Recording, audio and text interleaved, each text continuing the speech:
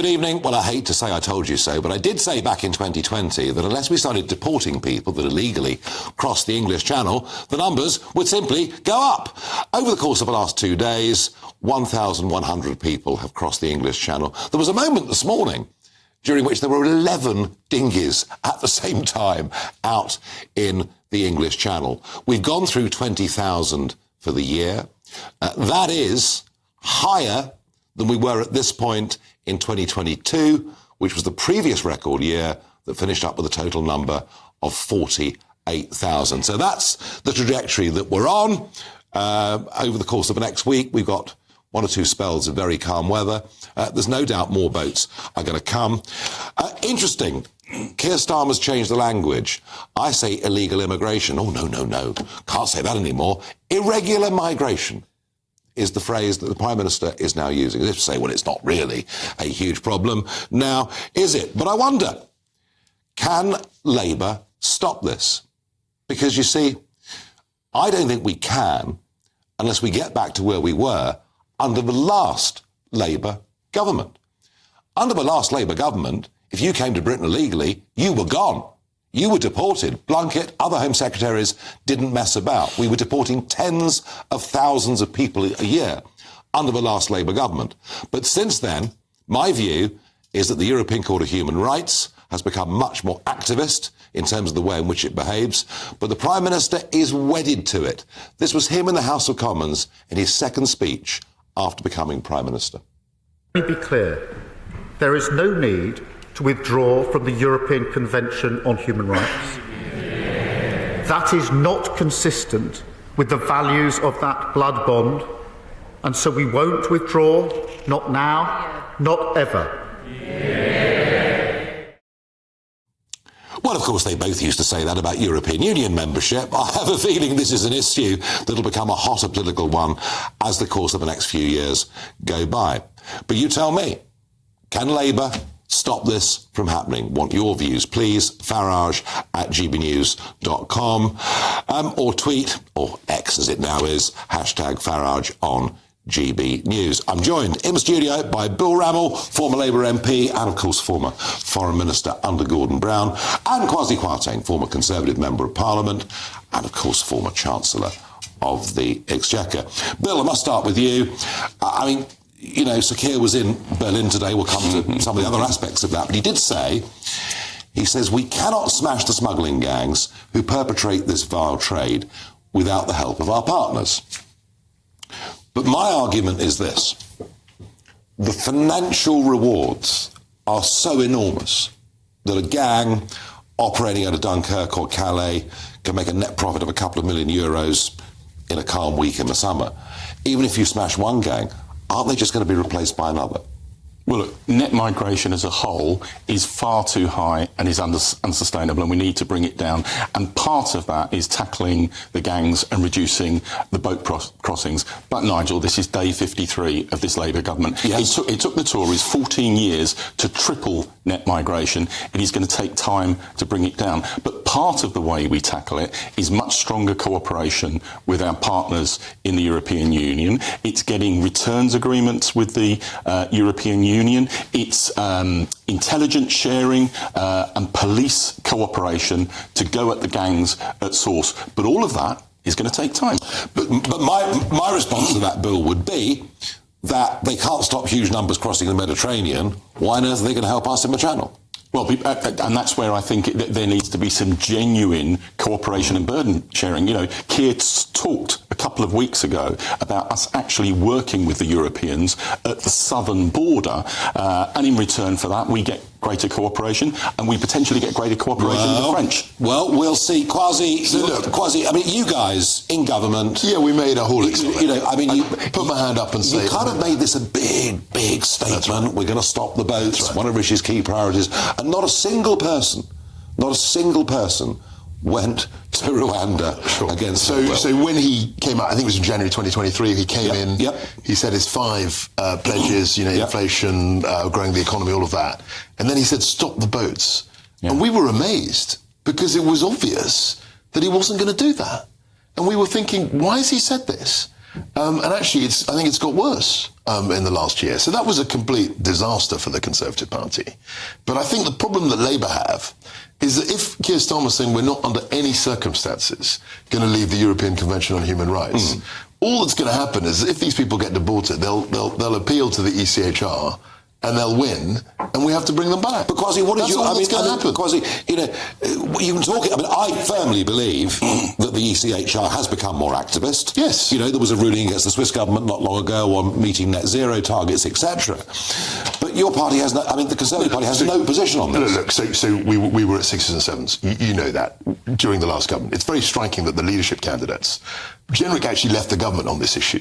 He did. And said very openly that unless we're serious about leaving the ECHR, we're not going to solve this. And Tugendhat recently, rather surprisingly, because he's seen as being more on the left of the party, said we've got to put that on the table. So clearly, the leadership contenders realise, as I think you do, that if we're in the ECHR, there's very little we can do. Well, this is. I mean, Bill, you know, I made the point earlier that, you know, that last Labour government. I mean, if you came to Britain illegally, your feet didn't touch the sides. You were gone. I was part of it as a minister. So you look at the situation in 2005, and asylum numbers had got out of control.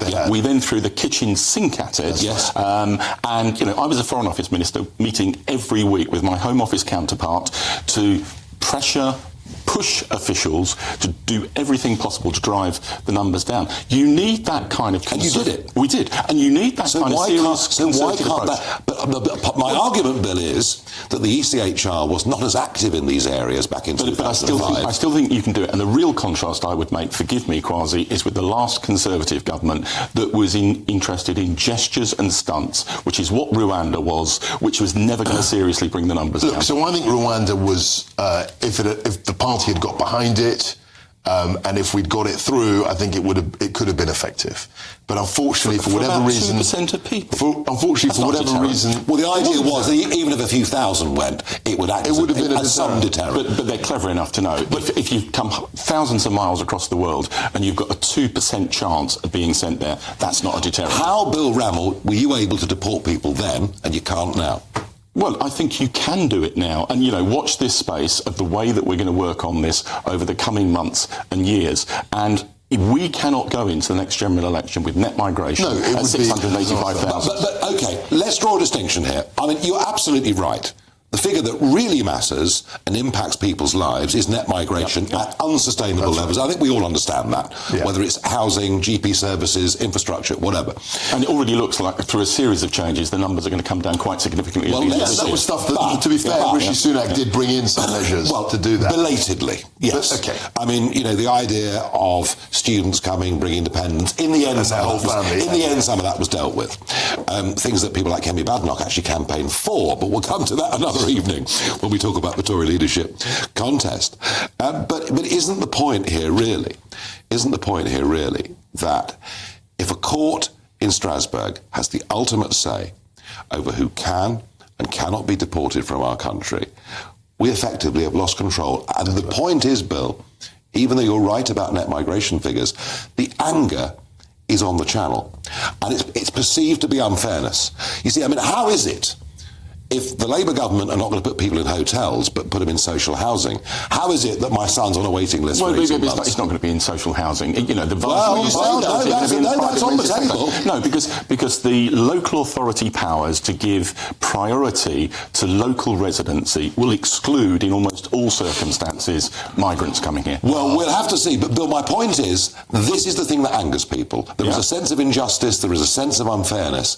And if your government doesn't tackle it, or isn't able to tackle it, and if smashing the gangs is going to take years...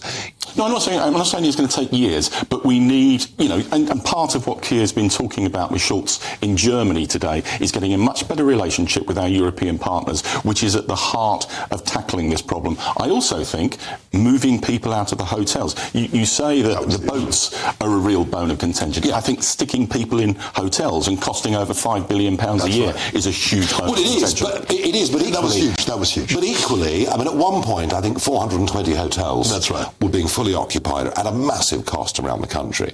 One or two hotel groups making very big money That's right. out of it. And actually, that was one of the big issues as a constituency MP until about 2 months ago. That was a massive issue as an MP. I mean, you'll remember this. I mean, obviously, I don't think it was as acute when you were there, for the reasons we've discussed. But for MPs now, it was a huge issue. But if you don't put them in hotels, but you put them in private rentals, or you put them in social housing, either or, you're forcing up rental prices. That's right. So that's why tens of thousands of people. That's why we were very keen to try and set up third-party, third-country areas to deal with this stuff. But they've got to be the right ones. So look, when I was a minister, we looked at third countries, but they had to be the right ones and not open to the kind of challenging criticism that Rwanda Did Rwanda cost 700 million? Because that's a claim that's been made from the front bench. Is that right, 700 million? That's my understanding. I don't think it was. But actually, if you house... Well, you were the Chancellor. How much was it? For 7 weeks. What kind of country? But we're 3 days ahead of you at the moment. But the actual issue was actually the cost of housing them here was billions. I mean, that's one of the problems. I mean, obviously we dealt with Ukraine, we dealt with lots of people who are legitimately seeking asylum. But the actual cost of that is way more than the Rwanda bill, actually. Well, in short, Bill Rammell, can Labour stop the boats? I'm not going to say you stop them. I think that was one of Sunak's mistakes, to sloganise on stopping the boats. I think we can significantly and dramatically reduce the numbers, but it's not going to happen overnight. No. Kwasi, are they going to suffer politically as much as you guys do? I think they will. I think this is a big issue that's not going to go away. I think the ECHR is a massive albatross around your neck, because if you deport them, they'll just appeal and come back. And I don't see... Would you leave ECHR? I think you've got to put it on the table. I would. No, I didn't ask that. No. You've got to say, if this and this doesn't happen, we're prepared to leave. You can't just say, oh, we're never going to leave and we'll just take whatever they say willy-nilly. That's not a credible policy. Despite all the noise around this, over 2/3 of British people support membership of the ECHR. Yeah, they might do, but that's because it's not closely associated with don't. That's what the polling evidence Bill, is. we haven't had a proper national debate on it. I think that's perhaps the point. That status quos tend to have majorities until you have a debate. EU membership perhaps was a little bit like that. Dare I say it? We'll come on to that. Well, I'd love to see a referendum on ECHR membership. And also, it's closely allied with this... Do you know what? If Brexit's taught me anything, it's that referendums are one of the worst innovations in the British system. Well, you may very well say that, Bill Rammell, but here we are governed by a massive Labour majority. You only got 1/3 of the vote. I'm not so sure. I quite like referendums.